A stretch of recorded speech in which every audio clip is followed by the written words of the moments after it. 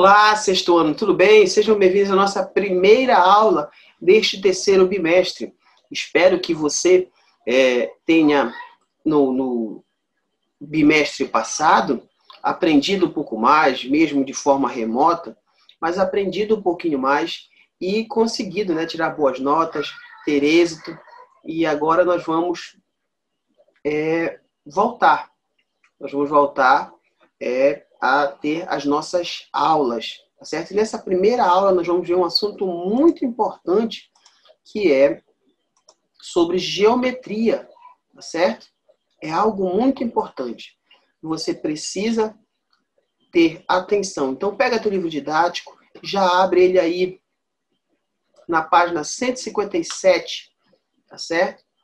E nós vamos falar sobre os entes da geometria, capítulo 8, tá? Não vamos ver todo o capítulo 8 ainda, mas nós já vamos começar a falar um pouquinho sobre ele, tá certo? Então vamos lá. Introdução. Gente, você está vendo aqui várias coisas da natureza. Olha, você tem uma linda flor, tá? Você tem também o casco de uma tartaruga, do jabuti. Você também tem uma aranha fazendo a sua teia, formando essa bela estrela. E você também tem aqui uma colmeia, né? Inclusive essa colmeia, esse favo aqui de mel que nós chamamos, é formado por hexágonos. Toda essa perfeição, claro, foi criada por Deus, mas nós vemos a beleza matemática nisso envolvida. E você observa que antes mesmo do ser humano ter tido essa vontade de contar, e também de numerações, ele já observava a natureza, ele já observava formas geométricas. É daí que vem a questão dos entes da geometria. E o que são esses entes? Você vai já saber. Uma pessoa que observou muito e criou praticamente toda a base da geometria que nós temos hoje, nós utilizamos também ela no nosso ensino fundamental e médio, foi este homem, chamado Euclides. Tá? Isso, claro, é uma gravura, porque na época não se tinha fotos, né? Devia ter pinturas, mas provavelmente é uma gravura do que poderia ser Euclides, né? Tanto que a nossa geometria é chamada de geometria euclidiana. Tá? Então, vamos começar, vamos continuar. Ponto 2. Entes geométricos primitivos. O que é isso, gente? Olha, são chamados primitivos, pois são os primeiros, ou seja, aqueles que deram origem a tudo que está relacionado à geometria. Então, entes primitivos, entes são coisas que não precisam ser provadas. Elas existem por si só. Elas não precisam de uma prova. Tá? E na matemática, vocês sabem que tudo na matemática a gente prova. Existe uma justificativa para todas as coisas, né? Vamos dizer assim.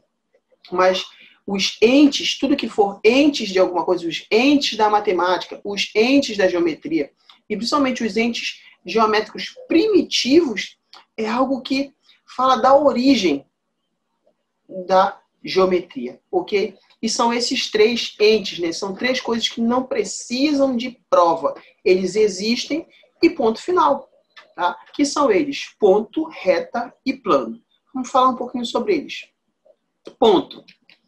O que você enxerga aí? Você enxerga uma cidade, né, com as luzes fechadas, com as luzes acesas, né, uma cidade à noite, luzes acesas. Você enxerga o quê? Vários pontos, né, vários pontinhos das luzes.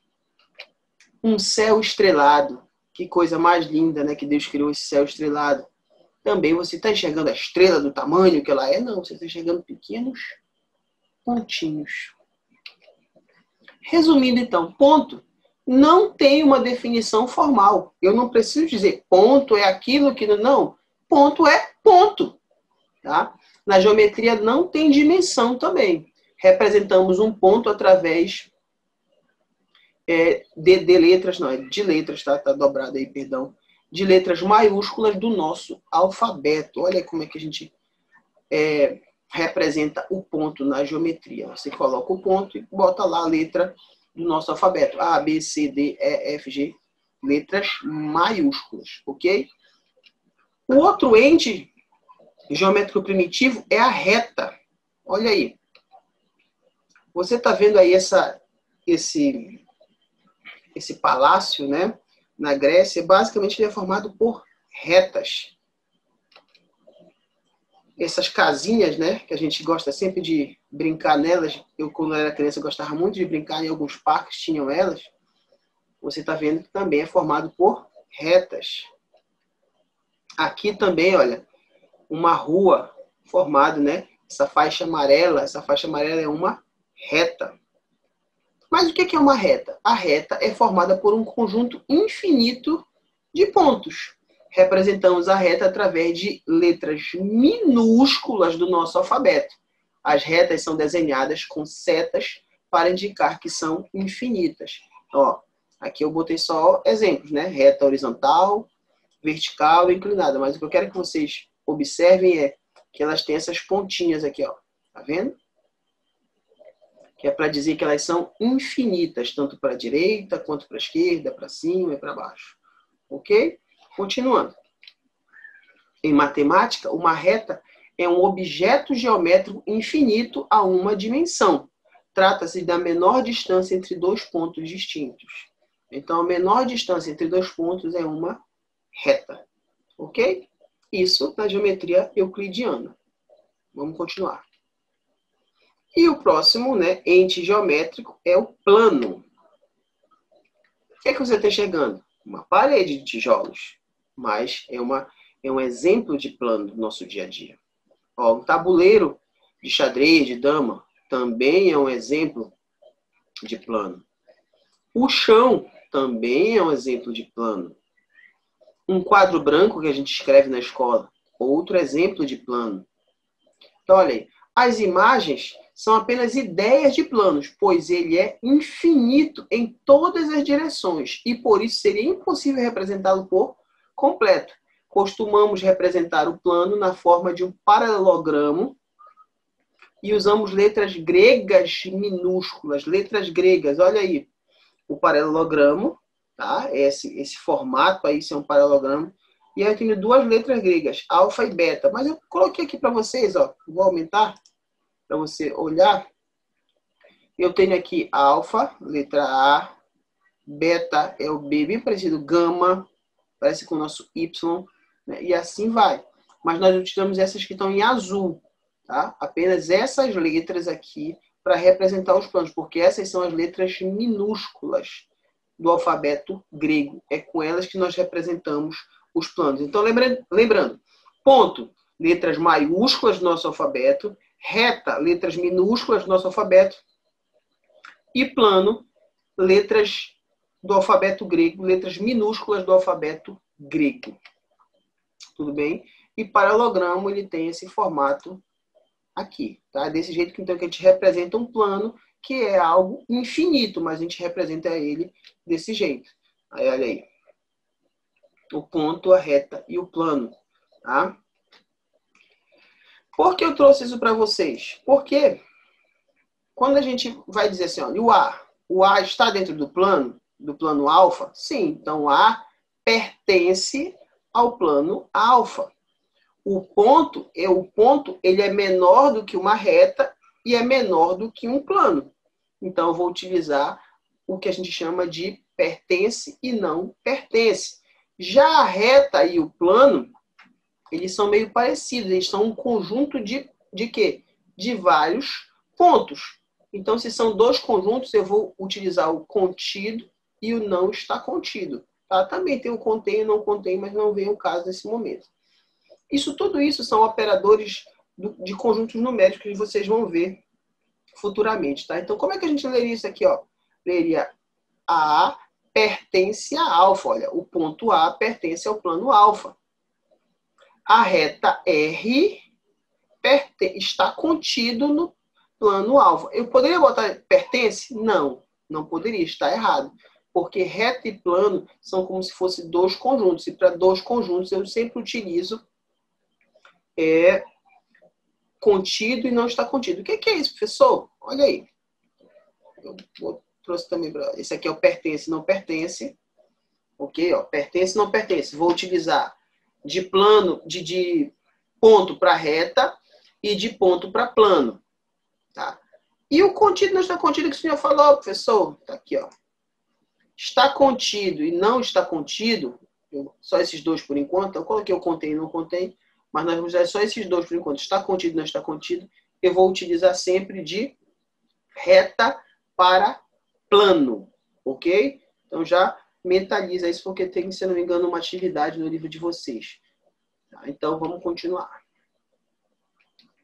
Então são esses três os entes da geometria, tá? Os entes primitivos, ponto, reta e plano. A partir deles eu vou ter outros entes que nós vamos ver nas outras aulas.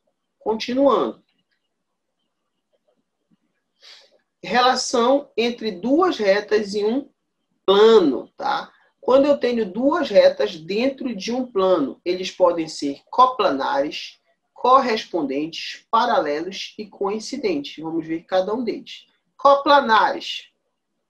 O que é coplanares? Gente, coplanares, ó, toda vez que você vê esse co, é de mesmo. Isso não é uma galinha, não, cocó, né? É de mesmo. Então, falou de coplanares, seria no mesmo plano. Então, é quando eu tenho retas que estão no mesmo plano. Então, olha aqui, ó. Eu tenho o plano π, tá bem aqui, tá? Plano π, e eu tenho as retas V, U, W. Tá? Então, essas retas em relação a esse plano são coplanares, porque estão no mesmo plano, ok? Continuando. Concorrentes. Concorrentes eu tenho três situações. Eu tenho secantes. O que é, primeiro, concorrente? É quando elas se tocam em um único ponto. Um único ponto. Tá? Quando duas retas dentro do mesmo plano se tocam em um único ponto, nós chamamos elas de concorrentes. E ela tem três casos. Esse primeiro caso aí, que é a secante, tá? E nós representamos ela com R vezes X, como fosse vezes X, tá? Vezes, ó, nesse caso aqui, ó, é R vezes S. É desse jeito que a gente representa retas concorrentes secantes, tá? Parece com uma cruz também, ou com um X mesmo, tá? As perpendiculares, tá? Eu tenho aqui o símbolo de perpendicular. É esse tracinho, esse parece um T de cabeça para baixo, né? Um Tzinho de cabeça para baixo. E por que perpendiculares? Porque formam ângulos de 90 graus, 4 ângulos de 90 graus.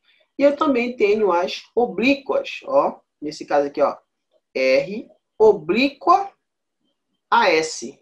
Tá? Então, presta bastante atenção como a gente vai montando. E esses símbolos são importantes, porque não vai vir mais escrito secante, perpendicular e oblíqua. Vai vir apenas o símbolo, tá certo? Continuando. Além das concorrentes, nós temos as paralelas. Olha aí. Paralelas é um do ladinho do outro. Pode ser na horizontal, pode ser na horizontal, no caso, né? Pode ser na vertical, pode ser também inclinado. E o símbolo é essas duas barrinhas aqui, ó. Duas barrinhas. R paralelo a S. Assim que a gente leria. Reta R paralelo a reta S. Ok? E nós temos também as coincidentes. O que são as coincidentes?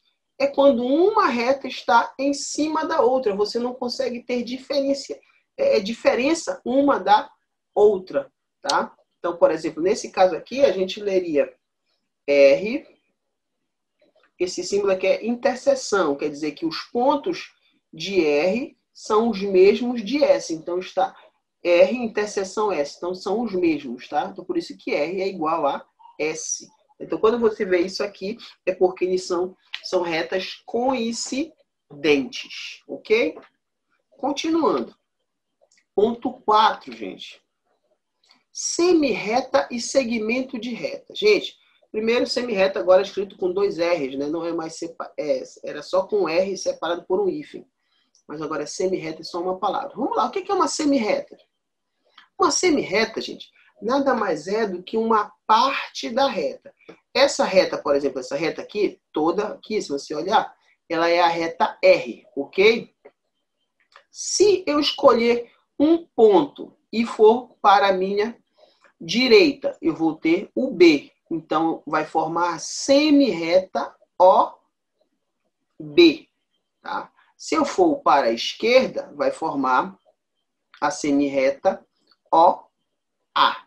Então, observa o que é essa reta R. Nós chamamos ela de reta suporte, tá? E nessa reta suporte, nada mais é do que uma reta que a partir dela eu vou tirar tanto a semi-reta como o segmento de reta, ok? Então aqui a semi-reta é como se eu pegasse uma reta e escolhesse um ponto e tirasse, cortasse. Não vai ficar um ponto com uma setinha? Então, isso seria a semi-reta. Nesse caso aqui eu teria a semi-reta OA, assim que a gente lê e assim que a gente representa, tá? Ó, são as duas letras maiúsculas, as duas letras dos pontos, com essa setinha em cima. E a semi-reta OB. Tudo bem? E nós temos também o que nós chamamos de segmento de reta. Olha aí, gente, segmento de reta é uma parte da reta. Eu tenho uma reta e corto. Tá? Corto um pedaço dessa reta. Isso nós chamamos de segmento de reta. Então, por exemplo, nesse caso, no exemplo aqui, ó, eu tenho segmento de reta AB, ó, AB, BC, CD, AC, AD, BD. Então, são todos exemplos de segmentos de reta.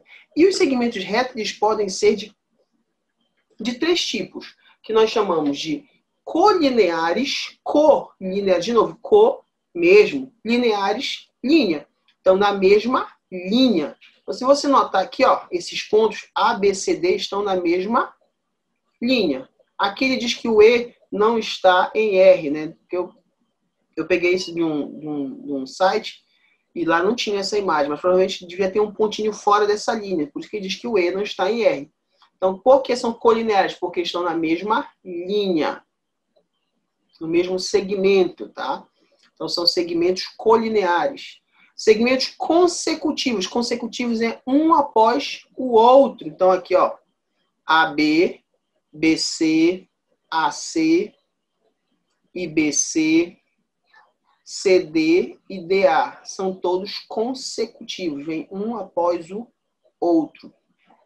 Estão também no mesmo segmento, né, nesta mesma reta. E a adjacente é quando é colinear e consecutivo ao mesmo tempo.